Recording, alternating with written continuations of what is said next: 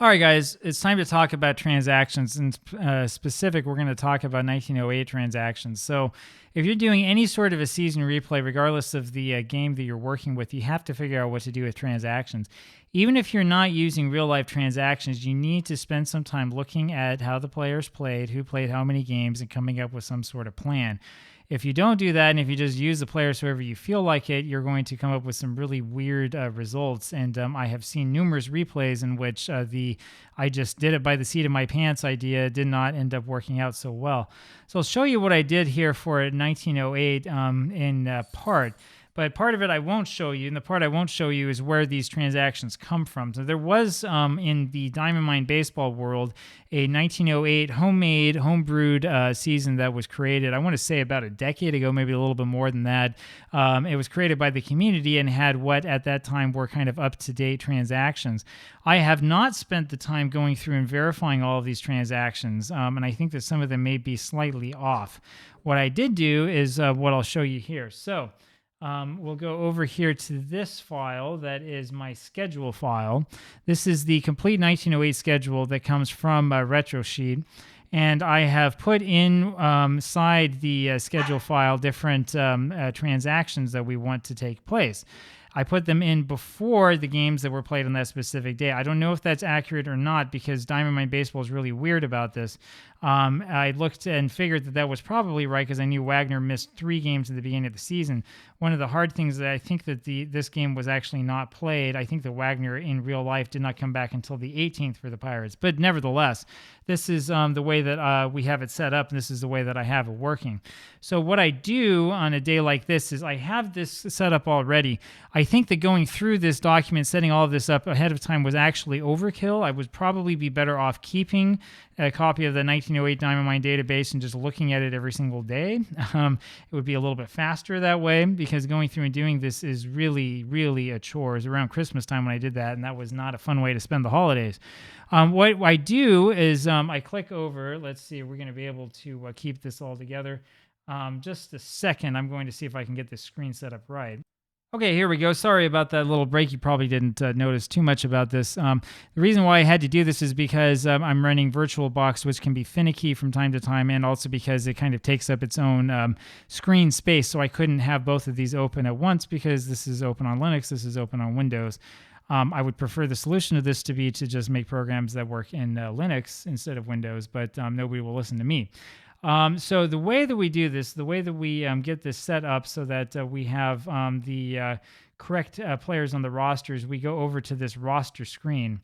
And so what we have to do first, this is where National Pastime, the program's a little bit finicky, is you have to go to File and go to New Game.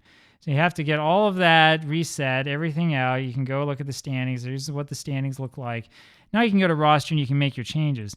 We have 2 changes here to make. So Ames with the Giants is injured. We go over to New York Giants, and there's Red Ames. We click over here and make him not active and click on Save Changes. That means that the Giants now have 21 active players instead of 22 on the roster. And then Hillebrand, so then I make a little X here, and then Hillebrand with Pittsburgh was released. That means he's not active. Basically, in NP3, you have active or not active. That's it. You don't have any other like weird states that people can be in, right? It's active or not active, and that's fine. That's what you want it to be as. So for Hillebrand, we go click over here, and we go to Save Changes, and there you go. He's released. He was a pitcher, a grade 7 pitcher, and the thing that drives me nuts is I can't go here and look at his stats. I want to see, did I ever play him? Probably not. He played in 1 game. He had 1 inning pitch, and a single inning pitch, 1 game pitch, and he gave up nothing and got a grade 7 for his efforts. Congratulations, Homer Hillebrand. The thing is that usually players like this I'm not going to need to use, especially with teams like the Pirates, because the Pirates are a really good team. Puts the Pirates down to 23 active players on the roster, and then we make a little X over here to denote that we've done this. Right, so this is really very similar to the way that I would do this if I were using cards and dice, right? I love having, one of those little sort of penny envelopes or whatever, those little sleeves that can hold the cards that are this size. Usually if I had players that were on the reserve roster, I would just sort of turn the cards around, right? And in my mind as well, either active or inactive or traded to a different team, right? They wind up on a different team. And that's kind of the way you do this. Here, it's a little bit easier to see. It's easier to manage this all at once.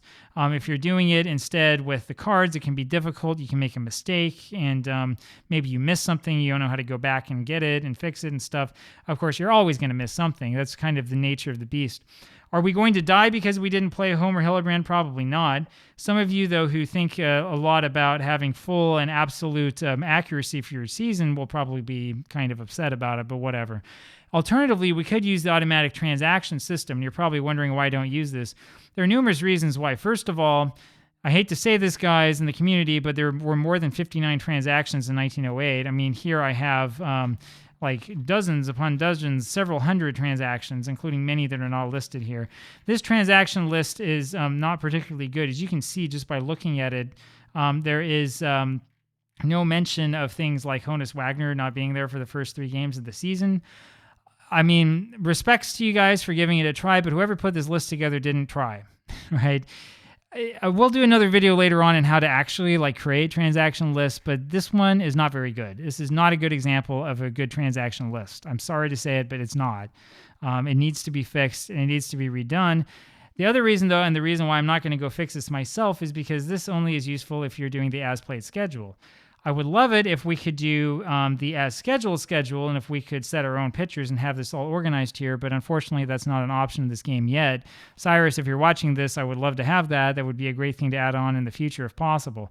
I'm not doing the as-played schedule because of all the weird stuff that happens when you make it as-played, especially when you come down here to the business end of the season. And you've got to worry about stuff like, well, what about the Merkel game? What about this? What about that? Are there going to be too many games for one team, too many games for the other team, and on and on and on? So that's sort of my opinion on that. I would love to see this changed so that replayers like me could just use this system and not have to come over here and have this extra setup and have to do all of this extra stuff. But again, it's just me, right? It might not bother everybody. I don't know. And that's a real quick look at how it is that I do transactions for 1908. If you have a different system, I'd love to hear about it. Now, researching transactions is different. And as much as you might love this list or that list, the truth is that there's no real good transaction guide out there. I know I've looked and I've checked. There are these guides that exist tend to miss things. You have to go slowly and you have to be very, very careful about it. And there's a lot of stuff in the history of baseball that even Sabre and some of the other major institutions actually haven't really caught on to yet. There's a lot of history that actually did happen that you're not seeing because of all sorts of weird reasons, or because they didn't think about it, or people ignored it, or nobody cares about that guy because he was a marginal player or whatever. Right. And we're going to learn a lot more about this as we move along, especially when we talk about national pastime, because there are a number of players from 1930 that got carded in national pastime that are really marginal, and there are interesting things about them, and you might not find biographies of them elsewhere. So a lot more to come. I hope you tune in and stay with me here. There you have it. Love to hear what you think. Talk to you later. Bye.